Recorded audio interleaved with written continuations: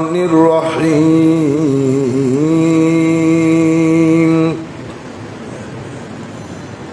إن الله وملائكته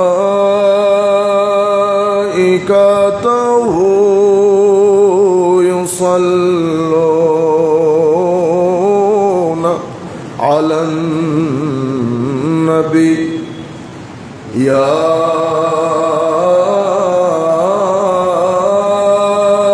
أيها الذين آمنوا صلوا عليه وسلموا تسليما صلاة يا رسول الله عليكم سلام يا حبيب الله عليكم صلاة يا رسول الله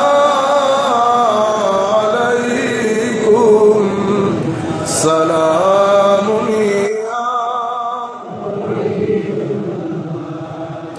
عليكم तेरी नस्ल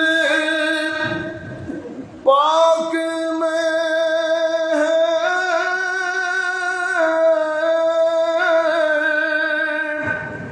बच्चा बच्चा नूर का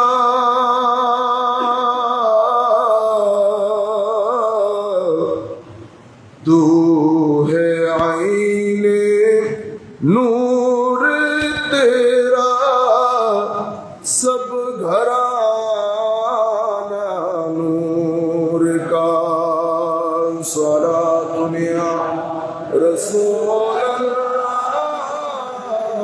अलैकुम सलाम दुनिया हबीब अल्लाह अलैकुम هو الحبيب الذي ترجى شفاعته لكل هول من الأهوال مقتحم صلاة رسول الله عليكم سلام يا حبيب الله عليكم اللهم صل على سيدنا مولانا محمد وعلى آل سيدنا مولانا محمد जब आगे है जोश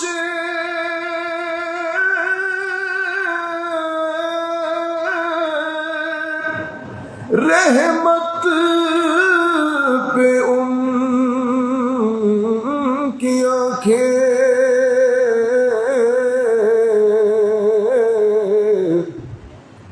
जलते बुझा दिए हैं रोते हंसा दिए हैं अल्लाहुम्मा सल्ले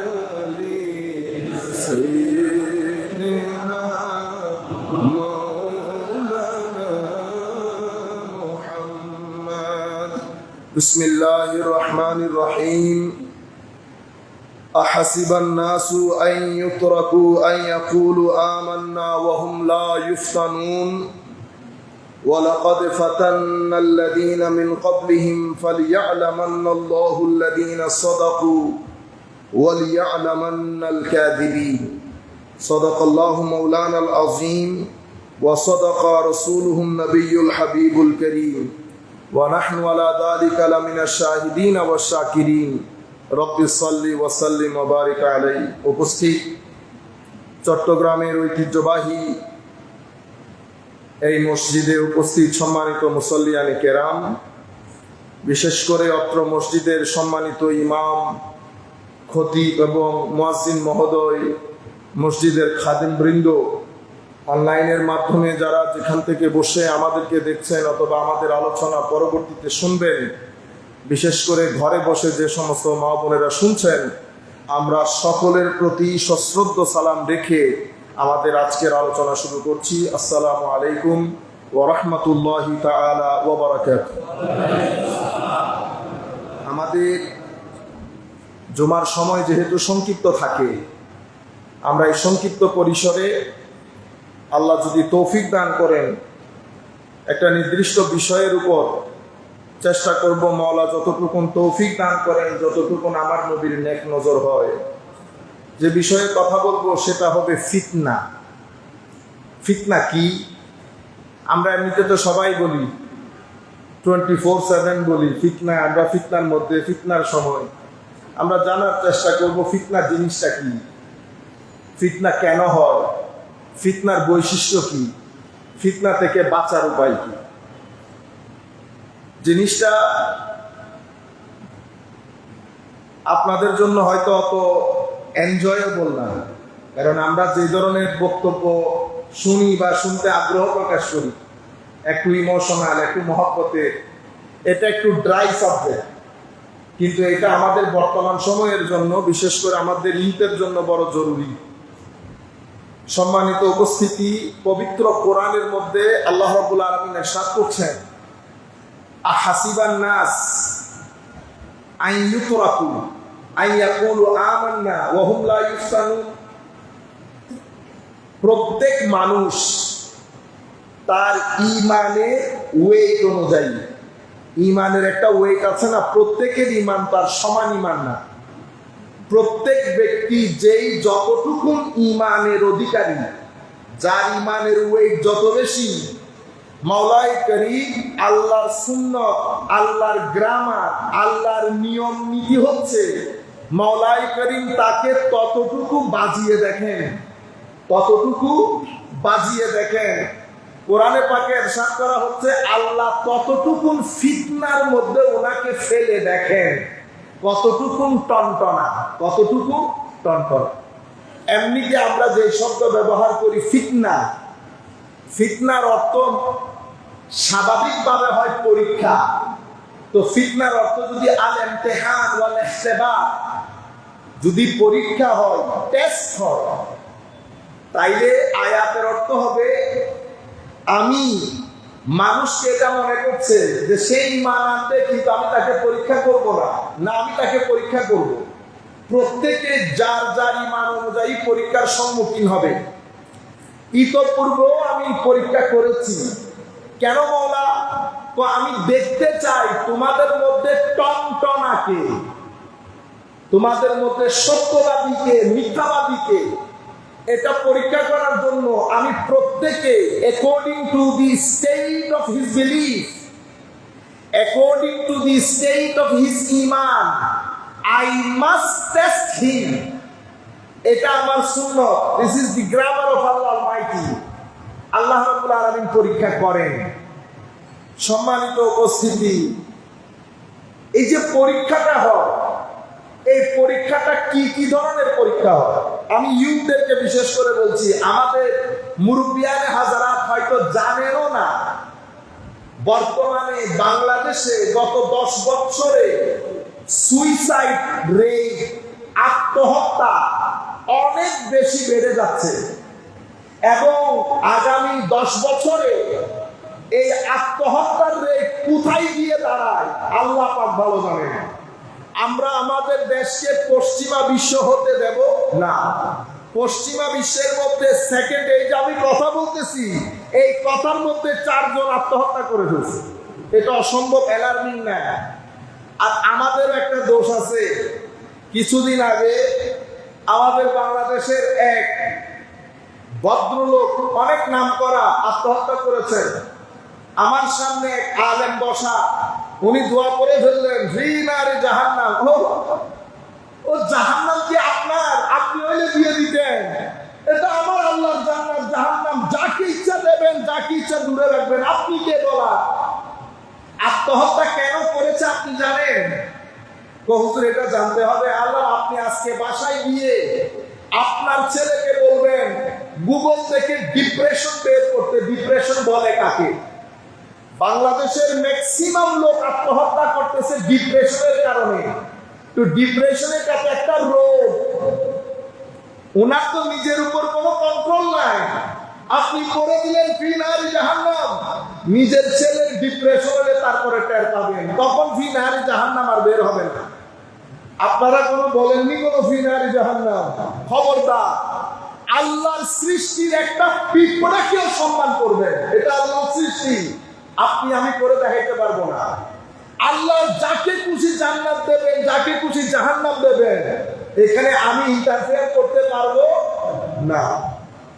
বনি ইসরাইলের 3 বন্ধু, একজন বেশি আবেগ, ইমাম ইবনে কাসির তাফসীরের মধ্যে এই হাদিসগুলো এনেছে। আরেকজন হঠাৎ করে, যেই বন্ধু নামাজ তো একেবারে পড়ে না, সেই বন্ধুকে যেই পড়ে সে বলে ফেলতেছে, তোকে আল্লাহ কখনো ক্ষমা করবে না, তোকে আল্লাহ কখনো ক্ষমা করবে না। এই কথা বলার পরে আমার আল্লাহ ফেরেশতা পাঠিয়েছেন তার কাছে। তো তারা জিজ্ঞেস করে দেখো, এই অধিকার তাকে দিয়েছে কে? হাদিসের শেষ হচ্ছে, যে নামাজ পড়তো না তারে আল্লাহ জান্নাত দিয়েছে, আর যে বেশি পণ্ডিতি করেছে তাকে আল্লাহ জাহান্নাম দিয়েছে। এখানে পণ্ডিতি, এখানে হচ্ছে দয়া দেখাবে। যে দয়া দেখায় আমার আল্লাহ তার প্রতি দয়াশীল হয়। তাইলে বাংলাদেশের যত লোক আত্মহত্যা করতেছে, পিছনে দেখবেন একটা ডিপ্রেশন কাজ করে। ডিপ্রেশন মানুষকে তার যে ব্যালেন্সিং, এটা খতম করে দেয়। সে আর রাত দিন, সোমবার মঙ্গলবার ভালো মন্দের মধ্যে ফারাক করতে পারে না। যাই হোক, আমি আপনাদেরকে বলতেছি, ইউথ বিশেষ করে এই রেট আগামী 10 বছরে অনেক বেড়ে যাবে। কোন সোসাইটিতে যখন ডিপ্রেশন বাড়বে, অটোমেটিক্যালি ডিভোর্স বেড়ে যাবে। আপনি কোনোটা থেকে কোনোটাকে আলাদা করতে পারবেন না।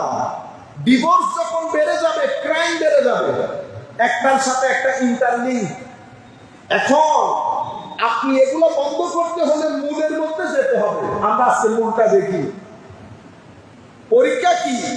আমি বিশেষ করে ইউথ যারা আছেন, পরীক্ষা হচ্ছে আমার জানের উপর, আমার মালের উপর বালা থাকবে, মুসিবত থাকবে। এটা নট ব্যাড অফ রোজেস, সব জায়গায় গোলাপ ফুল থাকবে না। আজকে আমার খানার টেবিলে মা বাবা ভাই বোন সবাই আছে, এটা সব সময় থাকবে না। 10 বছর 12 বছরের পর একটা ঝড় উঠবে, সেই ঝড়ের মধ্যে দেখবেন ডাইনিং টেবিলে 2 জন খালি হয়ে গেছে। আর কিছুদিন পরে আরেকটা ঝড় উঠবে, দেখবেন ডাইনিং টেবিলে শুধু আপনি বসে আছেন, এখানে আর কেউ নাই, এখানে আর কেউ নাই। এটা দুনিয়া, এখানে আপস এন্ড ডাউন থাকবে, এখানে হাসি কান্না থাকবে, এখানে ব্যবসা করবেন মার খাবেন, এখানে রাস্তায় 10 বার পরে যাবেন।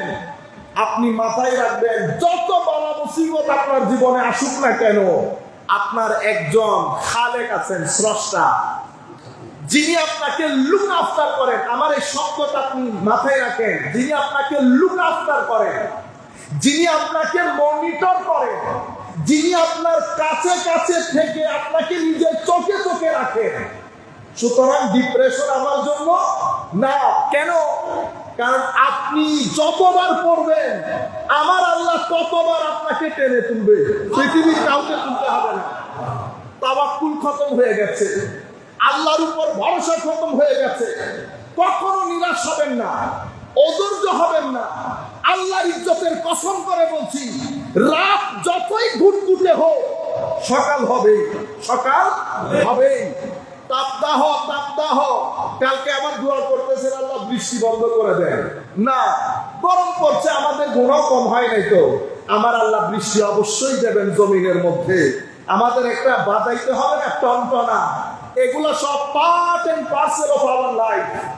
আমাদের মুরব্বিয়ানে কেরাম বলবেন দূর এগুলো ইউনি লাভ আছে না, না আপনারা হয়তো জানেনও না, আপনাদের আর ওয়াজ তকরীরের দরকারও নাই।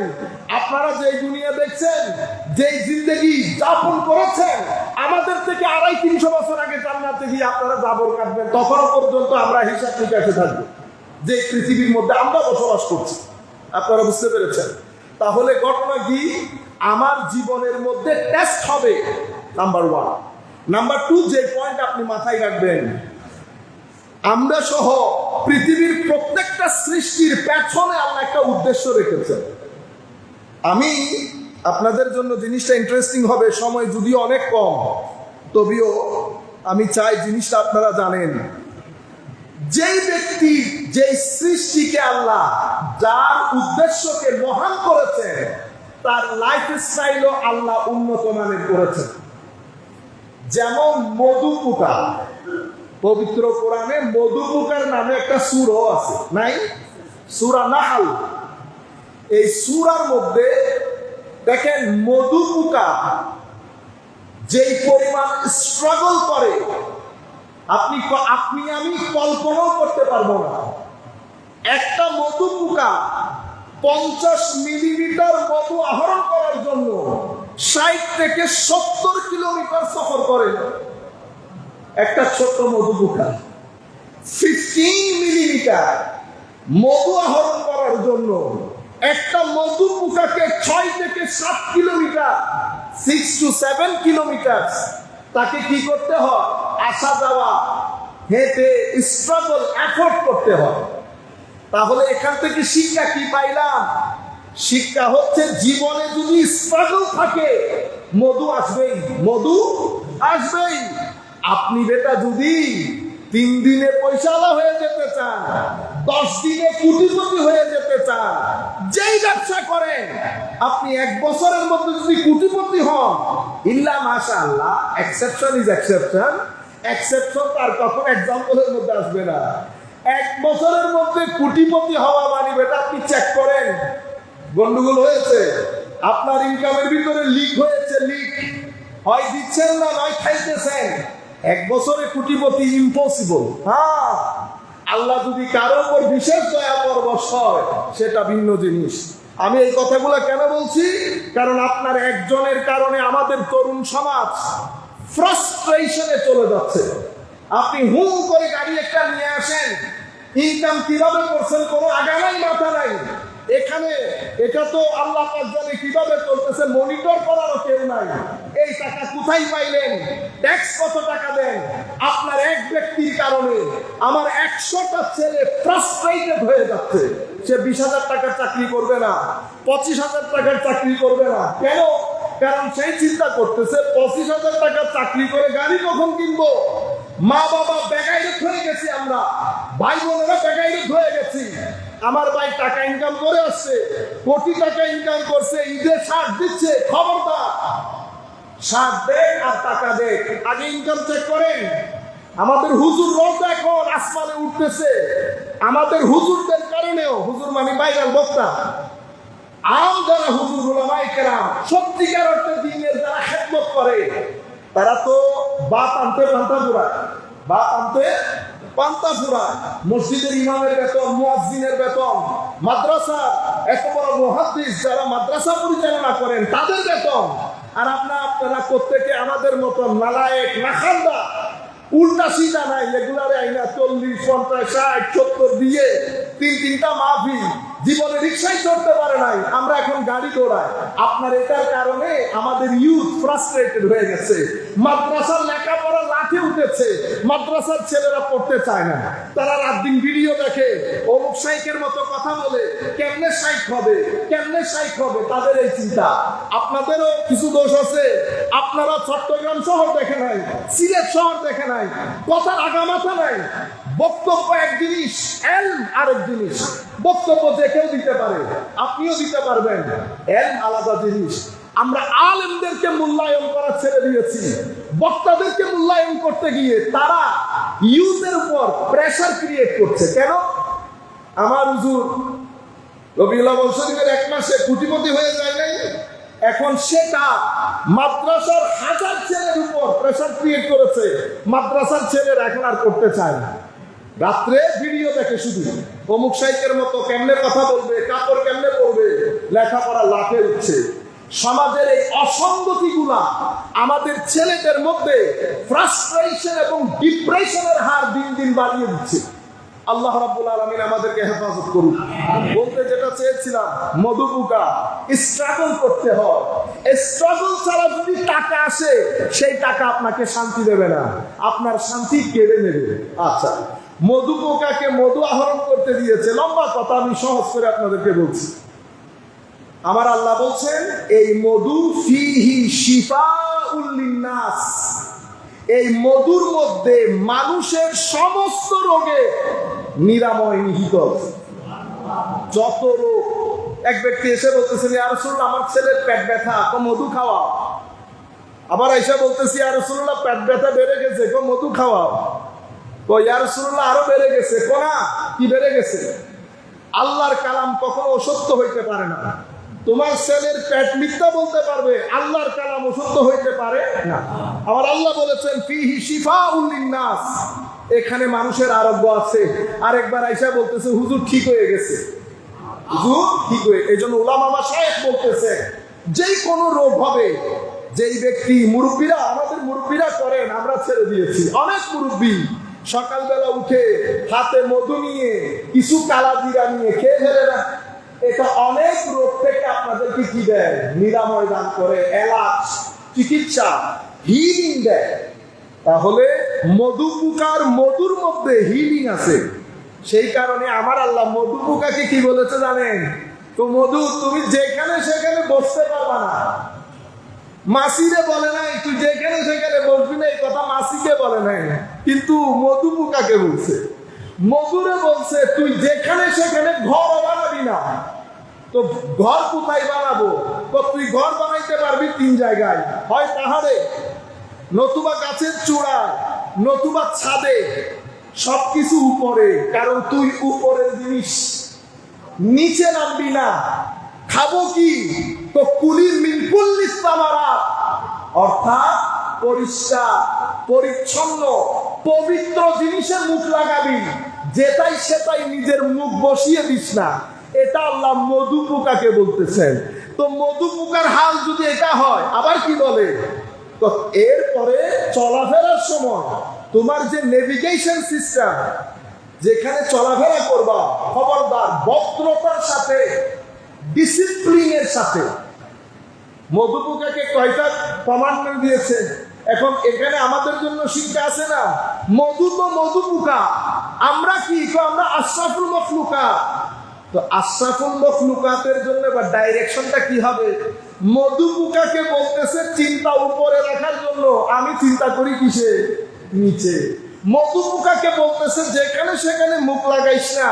আমরা তো পারলে অনেক জায়গা থেকে টাকা উঠাই খায়া ফেলি, ঠিক না? হালাল হারাম প্রত্যেক জায়গায়। আমি রেস্টুরেন্ট ব্যবসা করি, তো আপনি বাসার মধ্যে কি এই ডিজেল টাইপের তেলগুলা খাবেন? পরোটা আপনি ভাজতে ভাজতে ভাজতে তেলকে ডিজেল বানাইছেন। এরপরে যদি আপনি কাবা শরীফে আস্তর লটকে থাকেন, আমার আল্লাহ কি আপনাকে রহমত করবে? আপনি মানুষ ঠকিয়ে বাংলাদেশে শুধু সব বাদ দেন, কাজের লোক আছে না, কাজের লোকের সুখ আছে না। আপনি একবার, আমি আর এটা করে বিস্তারিত বলতেছি না, বাসায় বসে আপনি একবার চিন্তা করবেন জুলুম হচ্ছে কিনা, কারণ কাজের একটা ওয়ার্কিং আওয়ার আছে, 8 আওয়ার্স 9 আওয়ার্স। আপনারা এগুলো চিন্তা করবেন কি কি কারণে ঘরের শান্তি নষ্ট হচ্ছে।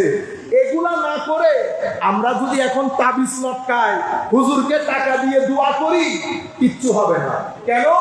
সুন্নতে ইলাহি হচ্ছে যতক্ষণ পর্যন্ত আপনি গুনাহ বন্ধ না করবেন অথবা মানুষের উপর জুলুম হয় এই কাজ বন্ধ না করবেন, আপনার জীবন থেকে অশান্তি যাবে না। যত গুনাহ বলতে গুনাহ দুই ধরনের হয়। একটা মানুষ সংশ্লিষ্ট গুনাহ, যেটার সাথে মানুষ জড়িত থাকে, জুলুম হচ্ছে, প্রতারণা হচ্ছে, এই গুনাহ আপনি যতক্ষণ ব্লক না করবে এখানে স্থিরতা আসবে না। আরেকটা গুনাহ, আমি নিজের উপর নিজে জুলুম করি, এটা আমার আল্লাহ ক্ষমা করে দেন, রহমানুর রহিম। কিন্তু যেটার সাথে মানুষ জড়িত সেটা এখানে করে আপনি যদি বলেন আমি এই বছরে ইতিকাফ মদিনা শরীফ করব, কাবা শরীফের পাশে ইমামের সাথে করে করব, ইমাম তো ইমাম, ইমাম তো ইমাম। আপনি জুলুম করার পরে আমার নবীর সাথে যদি চলেন, আমার নবী কি বলেছে, মক্কা শরীফ থেকে যখন মদিনা শরীফে আমার নবী হিজরত করছেন, আমার নবীর সাথে আরো কিছু লোক হিজরত করেছে। সাহাবাই কেরাম হচ্ছে ফানাফির রাসূল, আমার নবীর জন্য ফানা। সাহাবাই কেরাম সবার দৃষ্টি আমার নবীর দিকে, আর এদের দৃষ্টি ভিতরে মদিনা শরীফের মধ্যে বিয়ে করবে, ব্যবসা করবে। ওই কারণে হিজরত করছে নবীর সাথে, নিয়তের কারণে আমার নবী ঘোষণা দিচ্ছেন ফাহিজরাতুহু ইলা মা হাজারা ইলাইহি, তাদের হিজরত হবে না। যেই কারণে তারা হিজরত করছে, আল্লাহ তাদেরকে তাদের জাযা দেবে। আপনারা বুঝতে পেরেছেন? এই জায়গায় আমাদের চিন্তা করতে হবে। আমরা আবার আসি, এতটুকুন বুঝতে পেরেছি, জীবনের মধ্যে দুঃখ, দুর্দশা, আপস এন্ড ডাউনস এগুলা থাকবে, এটা পার্ট অফ লাইফ, এটা ফিতনা। এটা ছাড়া আমরা এই পৃথিবীর নদী পার হতে পারবো না। তবে এই অবস্থার মধ্যে মাথায় রাখবেন, মালিক ও মওলা যাকে আমরা স্মরণ করি না। আমরা তো এখন এত বড় বড় ইন্টেলেকচুয়াল হয়ে গেছি, এত বড় বড় আধুনিক জ্ঞান বিজ্ঞানী হয়ে গেছি, আমরা এখন আল্লাহ সেকেন্ডারি। ও ভাই, আপনি সেকেন্ডারি। পৃথিবীর মানুষ সত্যের সন্ধানে পাগল প্রায়। পৃথিবীর বড় বড় বৈজ্ঞানিক ডক্টর মরিস বুখাইলের মতো ব্যক্তি ফেরাউনের লাশ যখন পেয়েছে, বক্তব্য দীর্ঘায়িত হয়ে যাচ্ছে। ফেরাউনের লাশ পাওয়ার পরে সংক্ষিপ্ত করে বলি, ডক্টর মরিস বুখাইল মিশর থেকে ফেরাউনের লাশ নিয়ে গেছে। আপনি এখানে বসে বড় সায়েন্টিস্ট হয়ে গেছেন, আমি ডক্টর মরিসের কথা বলতেছি। One of the most renowned scientist in his time till today, doctor Maurice বুখাইলকে সেই পরিমাণ সম্মান দেওয়া হয়। উনি মিশরে নিয়ে গেছেন ফেরাউনের লাশ, পরীক্ষা নিরীক্ষা করে বুঝতে পেরেছেন এই ব্যক্তি মারা গেছে সমুদ্রের ঢেউয়ে প্রচন্ড আঘাতে এই ব্যক্তির মৃত্যু হয়েছে। এটা গবেষণা, এটা উনার গবেষণা। এরপরে উনি বুঝতে পেরেছেন যেহেতু মিশরের কোন ফেরাউন পানিতে ডুবে মরে নাই, শুধু মুসা আলাইহিস সালামের ফেরাউন পানিতে ডুবে মরেছে। উনি যেহেতু খ্রিস্টান ধর্মের লোক, বাইবেল চেক করে দেখছে, বাইবেল দেখে ওনার মাথা খারাপ হয়ে গেছে। বাইবেল বলতেছে ফেরাউন এবং ফেরাউনের সঙ্গী সাথী সবাই ডুবে মরে গেছে, বিনাশ হয়ে গেছে, ডেস্ট্রয় হয়ে গেছে। এখন উনি বলতেছেন সায়েন্সের সাথে তো বিজ্ঞান মিলতেছে না। সায়েন্স, আমার গবেষণা বলতেছে এটাই মুসা আলাইহিস সালামের ফেরাউন, কিন্তু ধর্ম বলতেছে ফেরাউন ডুবে বিনাশ হয়ে গেছে, পাতামাগল হয়ে গেছে না। এই কথা উনি সৌদি আরবের রিয়াদে তৎকালীন একটা কনফারেন্সের মধ্যে আর্টিকেল পেপারগুলো পড়তেছেন।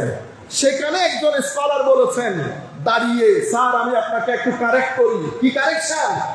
তো কোন ধর্ম কি বলেছে জানি না, আমার কুরআন বলছে ফেরাউনকে আল্লাহ বিনাশ করে নাই, সমস্ত ফেরাউনের সঙ্গী সাথী পানিতে ডুবে গেছে, ফেরাউন মারা গেছে, কিন্তু ফেরাউনকে আল্লাহ ডুবতে দেয় নাই, ভাসিয়ে তুলেছে। কোরআন বলছে ফেরাউনের লাশ কিয়ামত পর্যন্ত পৃথিবীর মানুষের কাছে থাকবে, যাতে মানুষ ফেরাউনকে দেখে শিক্ষা গ্রহণ করতে পারে। এটা বলার পরে ডক্টর মরিস বুখারী চোখ বড় করে হতচকিত হয়ে যায়। উনি বলছেন, এটা কোন কিতাব? তো এটা মুসলমানদের আল কুরআন। তো আপনি আমাকে ভার্স বা আয়াত দেখাইতে পারবেন? উনি ইংরেজি কোরআন খুলে দেখাইলেন। পবিত্র কোরআনের সূরা ইউনুস অথবা পবিত্র কোরআনের সূরা ইউনুসের আয়াত 89 থেকে 93 পর্যন্ত ক্লিয়ার কাট বলেছেন, ওয়াজাওয়াজনা বিবানি ইসরাঈল আল বাহর ফাআতবাহুম ফিরআউন ওয়া জুনুদুহু বাগিয়ান ওয়া আদওয়া হাত্তা ইযা আদরাকাহুল গারাকু ক্বালা আমানতু আন্নাহু লা ইলাহা ইল্লাল্লাযী আমানাত বিহি বানু ইসরাঈল ওয়া আনা মিনাল মুসলিমিন। এই আয়াতের মধ্যে একটার পর একটা আয়াতের মধ্যে আল্লাহ বলছে ফেরাউন তার সঙ্গী সাথী মুসা আলাইহিস সালামের পিছন লেগেছে, সবাই পানিতে ডুবে গেছে। ফেরাউন চেয়েছে ঈমান আনয়ন করতে, আমি বলছি এখন আর ঈমান আনলে হবে না। তখন আল্লাহ তৃতীয় আয়াতের মধ্যে বলছেন, আলিয়াউমা ফালিয়াউমা নুনাজ্জিকা বিবাদানিকা লিতাকুনা লিমান খালফাকা আয়া। আজকে আমি তোমার শরীরকে সংরক্ষণ করলাম যেন পরবর্তীতে আগত মানুষের জন্য তুমি শিক্ষা হও। আমার আল্লাহ বলছেন, এই পুরা সিচুয়েশনের মধ্যে যারা চিন্তাশীল মানুষ, গবেষক মানুষ, যারা বৈজ্ঞানিক, তাদের জন্য নিদর্শন রয়েছে। আপনারা বুঝতে পেরেছেন? এই কথা শোনার পরে ডক্টর মরিসের মতো মানুষ, আপনি তো হুমায়ুন আজাদ সাহেবের 2-1টা বই পড়েছেন, আরুজ আলী মাতুব্বরের 2-4টা বই পড়েছেন, আপনি কি একটা সংগঠন করেছেন কোরআনের মতো কিতাবকে, যেই কিতাব পৃথিবীর হিস্ট্রি পরিবর্তন করে দিয়েছে, যেই কিতাব যেই পড়েছে হয় ইসলাম গ্রহণ করেছে নতুবা বলতে বাধ্য হয়েছে এটা কোনো মানুষের লেখা কিতাব হতে পারে না। সেই কোরআন আমরা ঘরের মধ্যে ফেলে রাখি। বাংলাদেশে 90% মুসলমান কোরআন বুঝা তো দূরের কথা, পড়তেই পারি না। কোরআন পড়তেই পারি না। আল্লাহর আসমান ভেঙে যে আমাদের উপর পড়তেছে না, এটা তো আল্লাহর বড় দয়া, আল্লাহর বড় দয়া। 23 বছর আমার নবী বিছানায় পিঠ লাগাইতে পারে নাই। কোরআনের আয়াত নাজিল হয়, নবী কোরআনকে পৃথিবীর আনাচে কানাচে পৌঁছিয়ে দেওয়ার জন্য নবী নিজেও ঘুমান নাই, সাহাবায়ে কেরামকে ঘুমাইতে দেন নাই। সেই নবীর উম্মত হয়ে ফিতনা ছাড়া, ফাসাদ ছাড়া, হিংসা ছাড়া, বিদ্বেষ ছাড়া আমরা বাংলার জমিন অন্য কিছু করতে পারছি। ডক্টর মরিস মুসার জমিনের ফেরাউনকে পৃথিবীবাসীর সামনে তুলে ধরে হাজার মানুষকে ইসলাম কবুল করার পথ সুগম করছে। আর আমরা কি নিজের রাতে বিছানায় পিঠ লাগিয়ে চিন্তা করবেন? নবীর দরবারে যদি হাজির হয় আমার নবী আমার থেকে মুখ লুকিয়ে ফেলবেন না আমাকে দেখে মুচকি হাসি দেবেন? প্রত্যেকের মনিটর, কেউ কাউকে বলতে হয় না, আমরা আমাদেরকে মনিটর করে দেখব। এখানে কেউ বড় কেউ ছোট, মনে রাখবেন উদ্দেশ্য একটা, যাত্রা একটা, রাস্তা একটা, নেভিগেশন একটা, ডেস্টিনেশন একটা। আমরা চলে যাব, কবরে উঠবো, অতঃপর হাসরে উঠবো। এটা আমাদের আসল জায়গা। আমরা কিছু দুনিয়া, কিছু টাকা পয়সা, লোভ, লালসা সবকিছু আমাদেরকে আখিরাত ভুলিয়ে দিয়েছে, কবর ভুলিয়ে দিয়েছে। তরুণ প্রজন্মকে দেখলে বোঝাই যায় না তারা আসলে মুসলমান কিনা, তারা এখানে কেন এসেছে। তাদের 24 ঘন্টার জীবনের মধ্যে আমার আল্লাহ নাই, রাসূল নাই। কখনো আমার নবীর বিরহে কারো চোখ ভিজেছে? বাংলার জমিনে এমন ইউথের সংখ্যা কমে যাচ্ছে। একদিকে দিন মুছে যায়, আরেকদিকে আমাদের কিছু তরুণ আমাদেরকে নতুন ধর্ম শিখাইতে আসে। মসজিদগুলোর মধ্যে ফিতনার বাজার গরম, ফাসাদের বাজার গরম। আমরা কান মুছাইতে পারি না। আমার নবী বলছে জ্ঞান উঠে যাবে, জাহেলদের দুনিয়া হবে, মূর্খরা বসে ফতোয়া দেবে। সেই জমানা আসে নাই?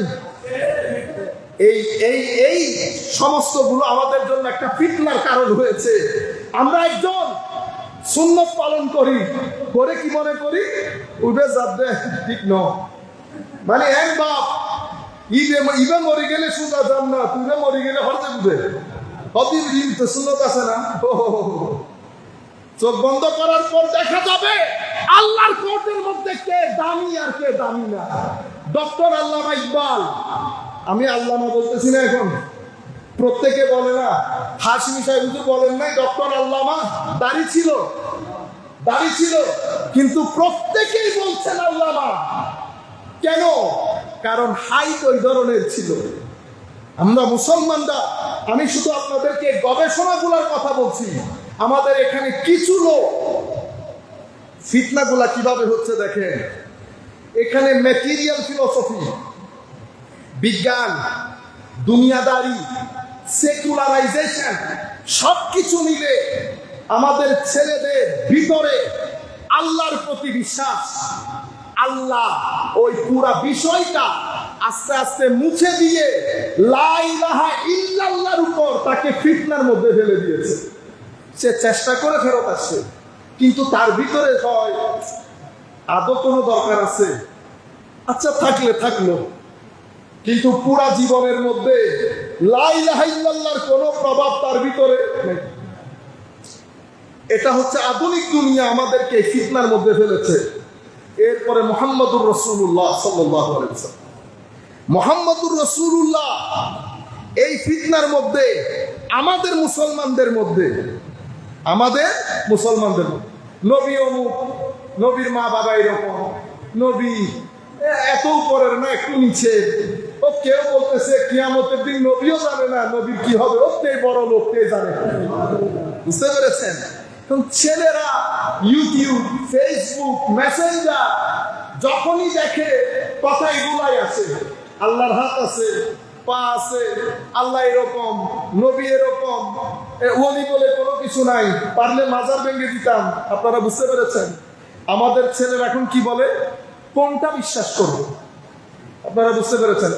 এটা আকীদার ফিতনা, এটা আকীদা। আমি পরীক্ষার মধ্যে পড়ে গেছি। এর পরবর্তীতে আমলের ফিতনা।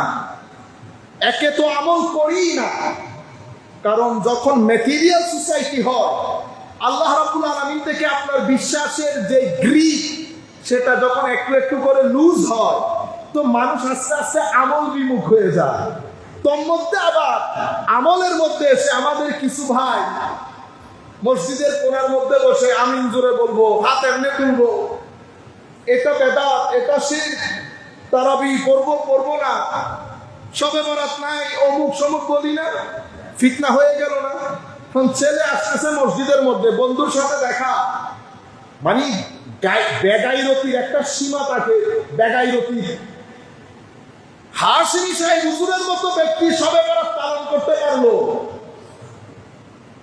আপনি বেটা 2 টাকা পুঁটি মাছ, আমাদের মতো লোক। আপনি চিন্তা করে দেখেন তো, আমার নবী বলছে জ্ঞান উঠে যাবে, ফিতনার আমাদের জন্য জ্ঞান উঠে যাবে। তো জ্ঞান কেমনে উঠবে? খুব বড় বড় আলেম দুনিয়া থেকে চলে যাবে, জ্ঞান উঠে যাবে। পরে কি হবে? মূর্খের হাতে ধর্ম চলে যাবে, যেভাবে গেছে এখন। তো মূর্খ সে না জেনে ফতোয়াবাজি করবে। ঠিক আমার নবী মনে হয় যেন বর্তমান পৃথিবীকে আমাদের সামনে স্কেচ করে কাটাচ্ছে, যে মূর্খ না জেনে ফতোয়া দেবে। আপনারা বুঝতে পেরেছেন? এটা আমাদেরকে ফিতনার মধ্যে ফেলে দেবে। ছেলে আসতেছে শবে বরাতে, কার কোন সময় কোন তাকরীরের মাধ্যমে হেদায়েত নসিব হয় আমি তো জানি না। বন্ধু বলতেছে যাইস না, গেলে শিরক বেদাত হয়ে যাবে, বড় গুনাহ হয়ে যাবে। মসজিদে আইসা শবে বরাত করলে বড় গুনাহ হয়ে যাবে। ইন্না লিল্লাহি ওয়া ইন্না। মানুষের কিছু গায়রত থাকে, কিছু হায়া, লজ্জা, লাজ, শরম থাকে, আমাদের এতটুকু পর্যন্ত চলে গেছে। এই জিনিসগুলো আমাদেরকে ফিতনার আবরণের মধ্যে ফেলে দিচ্ছে। আমি কথা সংক্ষিপ্ত করছি। আখলাক, চরিত্র, অশ্লীলতা, আর্ট, কালচার, নাটক, সিনেমা, নিচে নামতে নামতে আর নিচে নামার জায়গা নাই। আমরা নামাজ দোয়া পড়ি, কিন্তু ফেসবুক, টুইটার এই সমস্ত জিনিস অন করে সাথে সাথে আমার ঈমানের নূর যেটা আমরা ইনকাম করি সেটাকে ড্যামেজ করে যাচ্ছে। সেটা আমাদেরকে ফিতনার মধ্যে ফেলে দিচ্ছে, আকীদার মধ্যে, আমলের মধ্যে, আখলাকের মধ্যে। এরপরে রয়েছে পারিবারিক ফিতনা। প্রত্যেকের ঘরের মধ্যে আগুন আছে না? আগুন কেউ কাউকে মানে না, কারণ এখন তো সম অধিকারের জমানা। আপনিও শিক্ষিত, আমিও শিক্ষিত, আমি কি কম? এই বিষয়গুলো আমাদের ঘরকে আগুনে পরিণত করেছে। মা হোক, বাবা হোক, যিনি যেখান থেকে বসে শুনছেন, বিনয়ের সাথে অনুরোধ করবো জিনিসটা বুঝবেন। নতুবা কি হবে জানেন? আগামী 10 বছর যদি এখানে কিছু ভুল হয়, আপনারা আমাকে এসে বলবেন আমি ভুল কথা বলে গেছি। আগামী 10 বছরে আমাদের ছেলেরা যাদের 10-12 বছর, তারা যখন 18-22 বছরের হবে, আপনি তাকে বিয়ে করতে বললে সে বিয়ে আর করবে না। কেন? কারণ আমি আমার মা বাবাকে যে বিয়ে স্বামী স্ত্রী হিসেবে দেখেছি, ওই জিন্দেগি আমার কোনো দরকার নাই। বিয়ে প্রথা যখন এক্সাক্ট আমরা ইউরোপকে ফলো করতেছি, কিছু টিভি নাটক, কিছু জিনিসপত্র, আমার ইনকাম কত আমার স্ত্রী বুঝবে না। কিছুদিন আগে আমার এক বন্ধু বলতেছেন এত টাকা দিয়ে ফ্ল্যাট, আমি বলতেছি ঢাকা শহরে তুই এত টাকা দিয়ে কেন ফ্ল্যাট কিনবি? খাবি থেকে? বাংলাদেশের চিকিৎসা অনেক এক্সপেন্সিভ, কাউকে যদি মেডিকেলে ভর্তি করাইতে হয় তুই তো ভিক্ষা করতে হবে, তো করলে করবো কেন? তোর দরকার হইলে ফ্ল্যাট কামড়ে কামড়ে খাবো। আপনারা কি হয়েছে বুঝতে পেরেছেন? মানে আমার বোনের ওনার কেউ একজন ফ্ল্যাট কিনেছে, উনিও বলেছে ফ্ল্যাট আমাকেও কিনতে হবে। এটা জাহান্নামের রাস্তা সুগম করতেছে। আপনারা এই কাজগুলা করে ঘরের মধ্যে শান্তি বিনষ্ট করে দিয়েছে। নাই যতই স্মার্ট হন কোনো লাভ নাই। আমার নবীর দিন বাদে, নামাজ বাদে, তিলাওয়াতে কোরআন বাদে, জিক্রে ইলাহি বাদ দিয়ে আপনি আল্লাহর দরবারের মধ্যে শান্তিতে জীবন যাপন করবেন, এই মহালাস, এটা অসম্ভব। যতই স্মার্ট হন, যারা আপনাদের সমাজে পারফেকশনিস্ট হিসেবে পরিচিত, এক ব্যক্তি পারিবারিকভাবে শৃঙ্খলাপূর্ণ জীবন যাপন করে না, আমরা তাদেরকে আমাদের সমাজের মডেল বানিয়ে দিয়েছি। সম্মানিত উপস্থিতি, এই জায়গাগুলো থেকে আমাদেরকে যদি ফেরত না আসি, মা বোনেরা আমরা মিলে পরিবারের মধ্যে যদি শান্তি প্রতিষ্ঠা করতে আমরা ব্যর্থ হই, আগামী 10 থেকে 15 বছরের মধ্যে বাংলাদেশের ছেলেরা মেয়েরা ইউরোপ কান্ট্রির মতো আর বিয়ে করতে চাইবে না। বিয়ে করব শান্তির জন্য। বিয়ে যদি আগুনের গোলা হয়, ছেলে যদি ঘরে ফিরতে না চায়, আর মেয়ে যদি হাজবেন্ড ফেরত আসবে এই ভয়ে দিন যাপন করে, এই জীবনের কোনো দরকার আছে? আমাদের 10-15 বছর পিছনে চলে গেলে হায় হায় কি অবিডিয়েন্স স্বামী স্ত্রীর মধ্যে, সেটা 15 বছরের মধ্যে মাথা খেয়েছে। এটা আমাদের ফিতনার কারণ হয়েছে। সামাজিকভাবে ডিপ্রেশন আমাদের মহামারী হয়ে যাচ্ছে। ছেলেরা আর ফুটবল খেলা হয়, প্রত্যেকদিন মাইরও হয়, গরত মাইর পরিবারের এলাকার বাইরে দিয়ে জেডাই নদুরি বা সুজলই ইউতুনি স্কুল তাই সিদি সার হলে মাইলে তো উজ করে, উজুর হলে মাইলে উজ করে না, ইদারে দৈর্যতে দরাত মারে দে। এতগুলো মাইর খাওয়ার পরেও আমাদের জীবনে আমরা কখনো বলি নাই বোরিং লাগতেছে। প্রত্যেকটা ছেলের মুখে 10 থেকে 15 বছরের ছেলে বলে বোরিং লাগতেছে। এটা খতরনাক। বোরিং লাগতেছে মানে আপনি আত্মহত্যার প্রথম স্টেজের মধ্যে আছেন, এটার শেষ স্টেজ হচ্ছে আত্মহত্যা। আমাদের মুরব্বীদেরকে জিজ্ঞেস করেন দেখি ডিপ্রেশন কি ওনারা জানেন কিনা, কিন্তু আমাদের প্রত্যেকটা ছেলে ডিপ্রেস। অর্থনৈতিকভাবে চতুর্দিকে সুদমুখী, ঘুষমুখী সব কিছু মিলে আমাদেরকে ফিতনার সমুদ্রের মধ্যে ফেলে দিয়েছে। আমার নবী সাল্লাল্লাহু আলাইহি ওয়াসাল্লাম হাদিসে পাকের মধ্যে ইরশাদ করেছেন, আমি এখন 4-5 মিনিটের মধ্যে যেহেতু শেষ করতে হবে, আমার নবী ফিতনার বৈশিষ্ট্য বর্ণনা করেছেন। ফিতনাগুলা কিরকম হবে? এগুলা রাতের অন্ধকার যেমন দিনের আলোকে আবৃত করে ফেলে। অন্ধকার কেমন হয়? ভয়ের হয়, কনফিউশনের হয়, কিছু দেখা যায় না, কোন রাস্তায় হাঁটবেন বোঝা যায় না। ঠিক তো?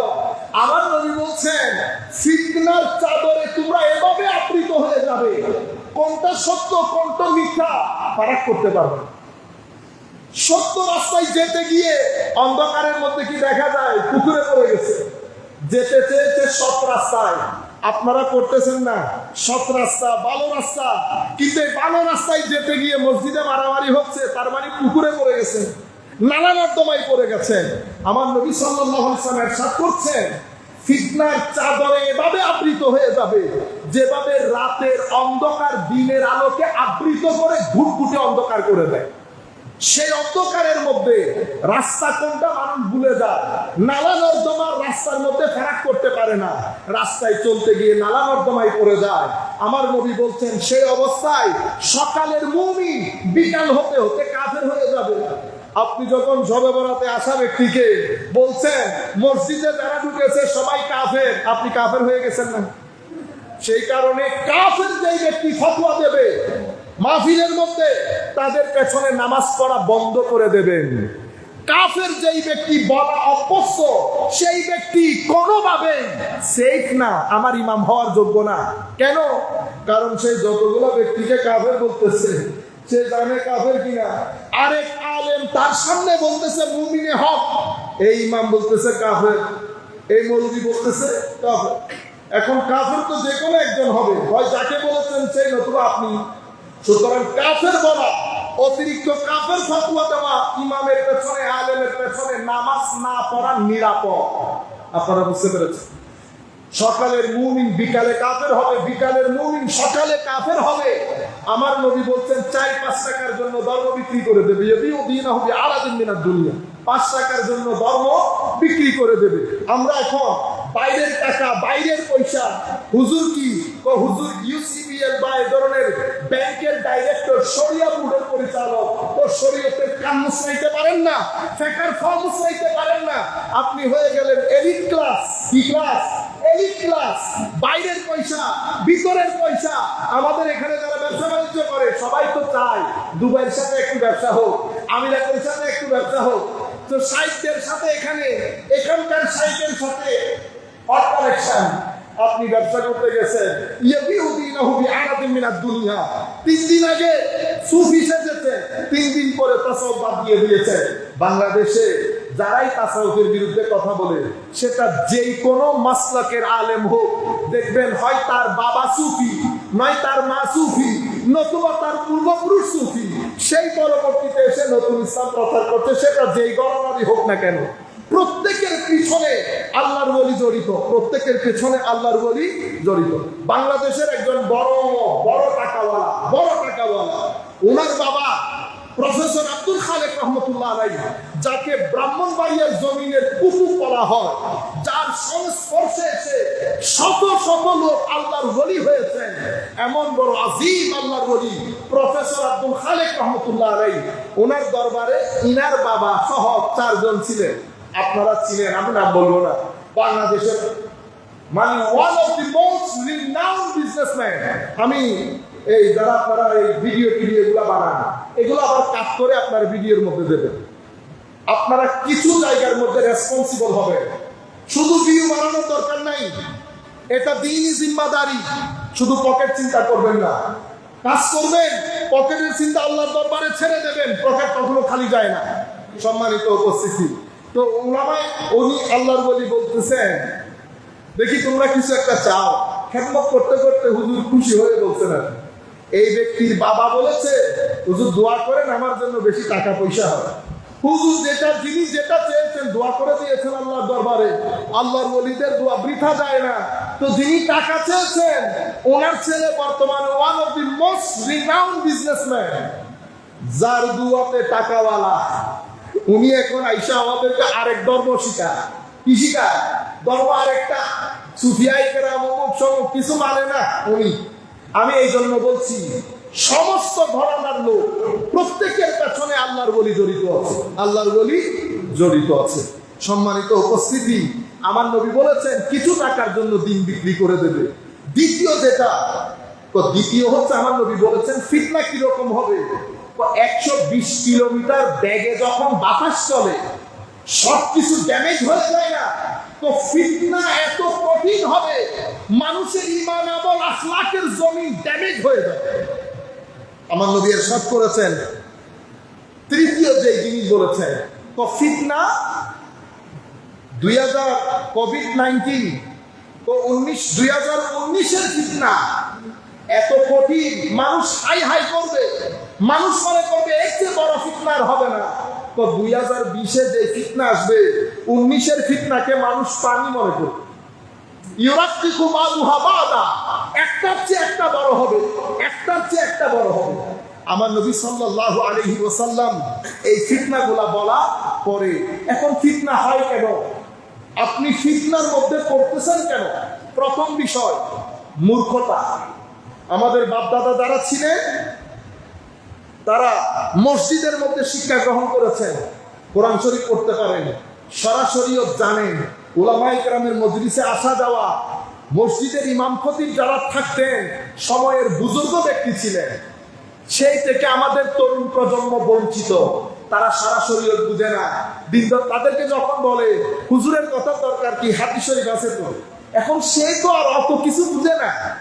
সে তো এটা বুঝতেছে না যে মেডিকেল কলেজের বই নিয়ে ঘরে পড়লে ডাক্তার হওয়া যায় না, অ্যারোনটিক্যাল ইঞ্জিনিয়ারিং এর বই ঘরে পড়লে অ্যারোনটিক্যাল ইঞ্জিনিয়ার হওয়া যায় না।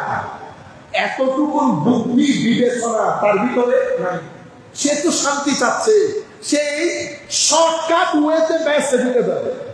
তার এখানে 12 রাকাতের দরকার নাই, তো 12 রাকাত জোরে নামাও আল্লাহ মাফি দিয়ে দেবে। ও ভাই, এগুলো বাজে, এগুলো মৌলবীদের করা, 4 রাকাত পড়লে হয়, তার জন্য সুইটেবল হয়েছে না। ওয়াও, 4 রাকাত। যদি আপনি বলেন জোহর পড়তে হয় না, মাঝে মধ্যে পড়লে হয়, সে আরো খুশি হবে, সে আরো খুশি হবে।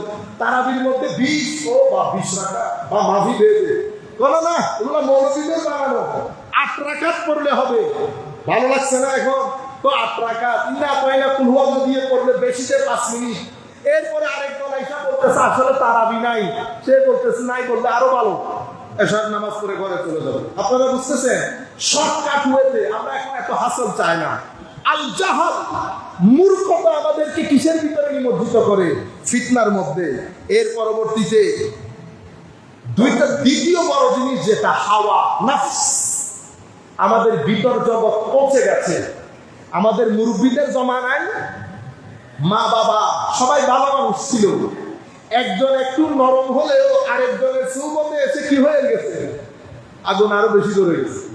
মসজিদের ইমাম বুজুর্গ মানুষ, এলাকার মধ্যে কিছু মুরব্বী বড় বুজুর্গ মানুষ ছিল, মা বাবা তাহাজ্জুদ পড়ে, পঞ্জেগানা নামাজ পড়ে, আমার ভিতরে নূর একটু কম হলেও আরেক নূরের সঙ্গে স্পর্শে আমি একটু জ্বলে জ্বলে উঠতেছি। বর্তমান জমানা আপনি দেখেন, আমাদের চোখ, আমাদের কান, আমাদের মুখ, এই 3টা জিনিসকে মনিটর করেন, আমাদের নফস পচে সারকার হয়ে গেছে।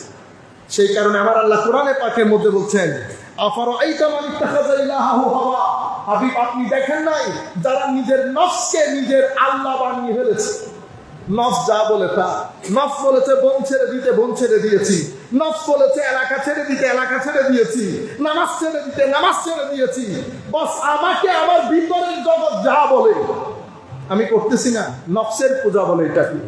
এই নফসের পূজা আমাদেরকে আল্লাহ থেকে, রসুল থেকে সরাইতে আমাদেরকে ফিতনায় নিমজ্জিত করেছে, আর বের হওয়ার সুযোগ নাই। তৃতীয় যে জিনিস, আত্মাসাদ্দুক, গোড়ামি। আমি বাদে কেউ কিনা শুদ্ধ না, এটা আপনার মধ্যে আসলে আপনিও দুঃখে পড়ে যাবেন। আমার নবী ইরশাদ করেছেন, হালাকাল মুতানাত্তিউন, মুতাসাদ্দিক যারা, গৌড়া যারা, তারা ধ্বংসপ্রাপ্ত। আমার নবী আল্লাহ বলেছেন কোরআনে পাকের মধ্যে, আল্লাহ দ্বীনের মধ্যে কোনো বক্রতা রাখেন নাই, কৈফিন্য রাখেন নাই। আমার নবী বলছেন ইয়াসসিরু ওয়ালা তুআসসিরু, সহজ করো, সুন্দর করে কথা বলো, মানুষকে ধর্মের পথে, সুন্দর পথে ডাকো। এখন আপনি যখন গোড়ামি করবেন, আমি ছাড়া কেউ নাই, আমি ছাড়া কেউ নাই, আপনি 100 থেকে 1-এ আসতে পথ বেশি হলে 2 বছর সময় লাগবে। আপনি মানুষকে কনভিন্স করতে পারবেন না। মুতাসাদ্দিক গোড়া ব্যক্তি কখনো এই দাওয়াত আরেকজনের কাছে পৌঁছাতে পারে না। সেই ব্যক্তি কখনো দাওয়াতের কাজে সফল হয় না যেই ব্যক্তি নিজে বাদে কাউকে মুসলমান মনে করে। আমার নবী মুতাসাদ্দিক না হইতে বলেছে ইয়াসসিরু, সহজ করে দাও, ওয়ালা তুআসসিরু, দিনকে কঠিন করিও না, বাশশিরু, সুন্দর সুন্দর কথা বলো, সুসংবাদ দাও, কোনো অসুবিধা নাই, আল্লাহ মাফ করে দেবে। এখন আপনি তারে কি বলতেছেন? তোরে আল্লাহ মাফ করলে দুনিয়া উল্টে যাবে। ওরে বাপ রে বাপ, এগুলো আমরা বলি, আমরা বলি। তো একজন বলতেছে তোমার আল্লাহ মাফ করলে দুনিয়া ভেঙে করবে। ও ও আল্লাহ ফেরাউনকে পর্যন্ত মাফ করে দিত যদি শানে মুসাবির মধ্যে বেয়াদবি না হইত। আল্লাহ ফেরাউনকে মাফ করে দিত যদি মুসা আলাইহিস সালামের শানে বেয়াদবি না হইত। নবীর শানে, ওলির শানে, উলামা মাশায়েখের শানে, মা বাবার শানে বেয়াদবি করলে তওবা নসিব হয় না। আপনারা বুঝতে পেরেছেন? এই বিষয়গুলোর কারণে আমাদের এখান থেকে এই তিনটা জিনিস পাইলেন। চতুর্থ জিনিস, বহির্বিশ্বের শত্রু যারা অনেক টাকা পয়সা খরচ করে আমাদের তরুণ প্রজন্মকে দ্বীন ইসলাম থেকে দূরে রাখার জন্য। কারণ পৃথিবীব্যাপী এখন ধর্ম বিরোধী একটা সংগ্রাম চলছে। কেন? পৃথিবী চায় পৃথিবীর কোন অঞ্চলে যেন ধর্ম না থাকে, থাকলেও মানুষের ঘরে ঘরে থাকে। এটা পৃথিবীর বর্তমান মিশন, পৃথিবীর ভিশন, পৃথিবীর মুভমেন্ট। কিন্তু পৃথিবীর সমস্ত ইউথ তাদের স্ব স্ব ধর্ম ছেড়ে দিয়েছে। কিছু ধর্ম শুধু সিনেমার মধ্যে বেঁচে আছে, কিছু ধর্ম তাদের টেম্পলের ভিতরে ঢুকে গেছে। শুধুমাত্র ইসলাম, শুধুমাত্র মুসলমান ইউথ ধর্মমুখী, নামাজমুখী মসজিদের মধ্যে তরুণ প্রজন্ম আসে, সেটা বাংলাদেশে হোক, আমেরিকা হোক, ইংল্যান্ড হোক, এটা কিন্তু পৃথিবী সহ্য করছে না। পৃথিবী টাকা খরচ করছে, পৃথিবী তার মতো করে। এই যে মসজিদের মধ্যে ফিতনা ফাসাদ গুলা দেখেন, আমিন জোরে বলা নিয়ে, হাত তোলা নিয়ে, এগুলা বেশিরভাগ ক্ষেত্রে বহির্বিশ্বের শত্রুতা, বহির্বিশ্বের টাকা পয়সা। নতুবা আমি একটা প্রতিষ্ঠান দাঁড় করাইতে পারি না, আপনি এক মাসের মধ্যে 10 প্রতিষ্ঠান দাঁড় করাই দেন, আমার জানতে ইচ্ছে করবে না টাকা আপনাকে কে দিয়েছে, কেন দিয়েছে? আল্লাহ আমাদের হামি ও নাসির হোক। বক্তব্য একেবারে শেষের দিকে, আমি 2 মিনিটের মধ্যে শেষ করে দিচ্ছি। আমি শুধু বাঁচার উপায়টা 1 মিনিটের মধ্যে। সম্মানিত উপস্থিতি, আমি বাঁচবো কি করে? তো বাঁচার জন্য প্রথম বিষয় যেটা, কোরআন এবং সুন্নতের পথে ফেরত আসা। তো কোরআন সুন্নতের পথে কি আমি ফেরত যেতে পারবো? আমি আপনাদের কথা বলতেছি না, আমি ফেরত যেতে পারবো? আমি কেমনে ফেরত যাব? আমি কোরআন শরীফের একটা শব্দের অর্থ বুঝি না, আলহাকুমুত তাকাসুর বুঝি না, ওয়াইলুল লিকুল্লি হুমাযাতিন লুমাযা বুঝি না, আমি তো এতটুকুও বুঝি না। সূরা ফাতিহা তো কোরআন শরীফের প্রথম নাযিলকৃত সূরা না, এটা আবার কোরআনের প্রথমে এসে গেল কেন? আমাদের মুফতি ইব্রাহিম সাহেব হুজুর খুব সুন্দর করে বলেছেন। তো আমি এক ব্যক্তিকে বলেছি, সূরা ফাতিহা 2 বার নাযিল হয়েছে। কয়বার? 2 বার। কোরআন শরীফে কয়বার এসেছে? 1 বার। তো আপনি যদি সত্যিকার অর্থে হাদিস মানে তো সূরা ফাতিহা কোরআনে পাকের মধ্যে 2 বার লিখতে হবে। আছে কয়বার? 1 বার। কোরআনের মধ্যে প্রথম আয়াত নাযিল হয়েছে ইকরা, কোরআনের প্রথম সূরা সূরা ফাতিহা। আপনি যদি বলেন হাদিস ছাড়া মানি না, তাইলে তো আপনি সূরা ফাতিহা না পড়ে আগে ইকরা পড়তে হবে। কারণ হাদিসে পাকের মধ্যে এসেছে যেটা আল্লাহর নবীর উপর প্রথম নাযিল হয়েছে সেটা ইকরা, আপনি পড়তেছেন সূরা ফাতিহা। সুতরাং আপনি যদি আমাকে বলেন কোরআন সুন্নতের দিকে ফেরত আসা, আমি পারবো না। আমি কোথায় ফেরত যাব? আমি জমিনের আলেমে রব্বানীদের কাছে আসবো জিজ্ঞেস করার জন্য। আপনারা বুঝতে পেরেছেন? আপনি না এখন বললেন আমিন জোরে আমিন আছে, ব্যাংকে ফতোয়ার জটিলতা হয়ে গেছে, আপনার কাছে আসছি, গুগল থেকে ফতোয়া দিতে পারতেছেন? আমি পারতেছি না। কার কাছে গেছি জানেন? যে ব্যক্তি আপনার কাছে ব্যাকওয়ার্ড, জীর্ণ শীর্ণ কাপড়, আরে হুজুরের কাছে কত, হুজুর একটা ফতোয়া। বেচারা রাতের মধ্যে বসে ফতোয়া লিখে, এক ব্যক্তির ফতোয়া 10 কোটি মানুষকে রাস্তা দেখা, এদেরকে আলেমে রব্বানী বলে। এটা সেই কারণে হযরতে আব্দুল্লাহ ইবনে মাসউদ রাদিয়াল্লাহু তাআলা আনহু বলছেন, প্রথমে কোরআন দেখবা, না পাইলে হাদিস দেখবা, না পাইলে সালফে সালেহিনে উম্মতের যারা পুণ্যবান উলামায়ে কেরাম তাদের মতামত দেখবা। এখন জাতিকে বোঝানো হয়েছে মৌলবীর মতামতের দরকার নাই, সরাসরি কোরআন সুন্নাহ। আপনারা বুঝতে পেরেছেন? সেটা আপনাদেরকে পথভ্রষ্ট করবে। কি করবে? পথভ্রষ্ট করবে। সম্মানিত উপস্থিতি, আখেরি যেটা আপনাকে ফিতনা থেকে বাঁচাবে সেটা কি?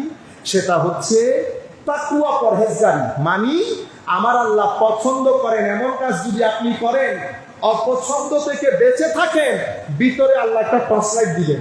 সে টর্চ লাইটের মাধ্যমে আপনি ভালো কোনটা, মন্দ কোনটা, সত্য কোনটা, অসত্য কোনটা আপনি বের করতে পারবেন। আল্লাহ রাব্বুল আলামিন আমাদের হামি ও নাসির হোক। মওলাই করিম আমাদেরকে কবুল করুক। তরুণদের প্রতি বিশেষ অনুরোধ, আল্লাহর ওয়াস্তে আপনারা পাঞ্জে গানা নামাজ আমি কবর হাসরের জন্য বলতেছি না, সেটা আল্লাহ দেখবে।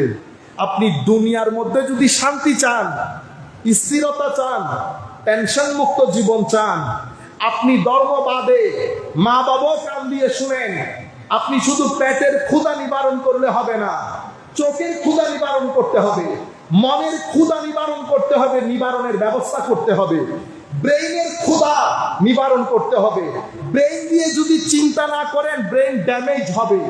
ব্রেইন, আপনি গবেষণার কাজ ব্রেইন করতে পারবে না। চোখ দিয়ে সবুজ দেখবেন, মা বাবা দেখবেন, দুনিয়ার সৌন্দর্য দেখবেন, মাজারাত দেখবেন, চোখের নূর জ্যোতি বের হবে। আপনি যদি চোখকে এই খাদ্য না দেন, আস্তে আস্তে চোখের জ্যোতি কমে যাবে। আপনি যদি সিনার ভিতরে নূর না দেন, মনের খাদ্য না দেন, মনের খাদ্য কোথায়? দুই জায়গায়, আল্লাহর ইবাদত, স্রষ্টার ইবাদত, সৃষ্টির সেবা, এই দুইটার মাধ্যমে মনের খাদ্য নিবারণ করতে হয়। 50,000 টাকা বেতন খালি নিজে খাইলে হবে না, মানুষকে কিছু টাকা দিবেন, 2,000 টাকা, 3,000 টাকা, 5,000 টাকা, যার যার সামর্থ্য অনুযায়ী। আত্মীয় স্বজন গরিব গুড়াবা দেখবেন, খালি নিজে গাড়ি দৌড়াইলে হবে না। শান্তি যদি চান, নিজের টাকার একটা অংশ গরিবের জন্য, আত্মীয় স্বজনের জন্য খরচ করবেন, শান্তি ঘরে আসবে, শান্তি ঘরে আসবে। আর আল্লাহর ইবাদত, কোরআন পড়বেন, কোরআন বুঝবেন। মসজিদের মধ্যে ইমাম খতিবকে বললে তারা ফ্রি পড়াবেন। আপনারা আসল জিনিসগুলা না করে নকলের পিছনে না ছুটেন। টাকা আমাদের দরকার, কিন্তু যেভাবে আপনারা করতেছেন সেভাবে দরকার নাই। আমার এখানে জীবন দুইটা, যেহেতু দুইটার জন্য প্রস্তুতি দরকার। আল্লাহ রাব্বুল আলামিন আমাদের হামি ও নাসির হোক। মাওলাই করিম আমাদেরকে কবুল করুক। আমি আজকে সময় 10 মিনিট বেশি নিয়ে ফেলেছি, ক্ষমা চাইতেছি আপনাদের কাছে, কারণ এই পরিবেশটা আর পাওয়া যায় না। আগামী জুমা তকবীরে থাকলে না। কিছুদিন আগে আমাদের এক পরিচিত, আমাদের ক্লাসমেট টাইপের মারা গেছে। এই 2-3 মাস আগে, আমি রাতে ঘুমাইতে পারি না। 2-3 মাস আগে কত আইন করিব, হয়তো আইন করিব হইলে আইন যারা 12টা বাজে, কত 12টা বাজে হইলে 12টা বাজে, আমি বই ঠিক মনে হলে 2-3 মাস আগের হতা হইল। ই বিয়া ফোরু মারা গেল, বুঝতে পেরেছেন? হায়াত মতো কোনো গালি না। আল্লাহর দরবারে বলি, আল্লাহ যেন আমাদেরকে ক্ষমা করে দেন, আল্লাহ যেন আমাদেরকে দুনিয়াতে ইজ্জত দান করে, কবরে হাসরে আপনার প্যারা রাসূলের সাহারা দান করেন। আমাদের যারা মুরব্বিয়ানে হাজারাত আছে, তাদের ছায়া যেন আমাদের মাথার উপর দীর্ঘদিন পর্যন্ত থাকেন। জমিনের মধ্যে মুরব্বিয়ানে কেরামের কারণে আল্লাহর রহমত নাজিল হয়, জমিনের মধ্যে হাইওয়ানের কারণে আল্লাহর রহমত নাজিল হয়, জমিনের মধ্যে বাচ্চাদের কারণে আল্লাহর রহমত নাজিল হয়। সেই কারণে আমার নবী বলেছেন, মুরব্বীদেরকে সম্মান করবি, ছোটদেরকে আদর করবি। যারা মুরব্বীদেরকে সম্মান করে না, ছোটদেরকে আদর করে না, তারা আমার উম্মত না, তারা আমার উম্মত না। আল্লাহ রাব্বুল আলামিন আমাদেরকে বুঝার তৌফিক দান করুক। আমা আলাইনা ইল্লাল বালাগুল মুবিন। আসসালামু আলাইকুম ওয়া রাহমাতুল্লাহি তাআলা ওয়া বারাকাতুহু।